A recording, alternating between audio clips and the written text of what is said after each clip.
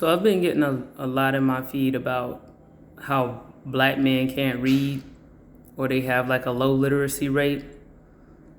And it makes me think about how just recently Trump, shut down the Department of Education, right? And I know that black people, black men in particular, they get highlighted for failures all the time in this country, right? And it affects everybody.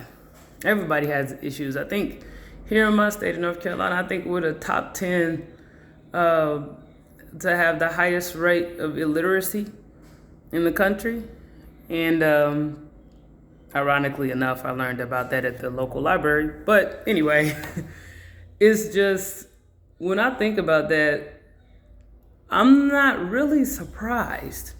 And this is why I'm saying this, like, particularly with black men, and I'm going through this personally. Black boys have a really high chance of being born into a single parent household, right? Usually they live with their mom.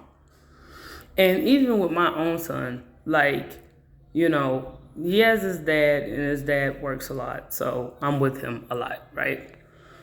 And I find that it's very difficult for me to understand him from his point of view, mainly because he's a boy. And a lot of times when I get thrown off with him, I talk to his dad, and his dad usually helps me, clear everything up, right?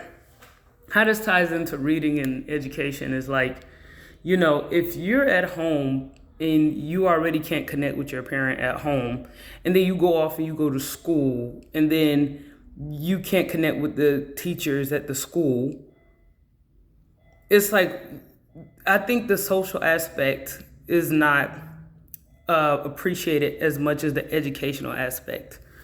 Because again, when you have these black boys not having their father, not their uncle, not their cousin, the man who actually made them, actually helping them get through life, is very detrimental to their upbringing, needless to say. So, just like the lady who was bringing up how the black boys couldn't read, she was like, oh, it's a community issue. No, it's not. It's a home issue. It's not up to the community to raise people's kids. The community is a plus. But then even with that, communities are made up of families. What community can help people that mostly single parents?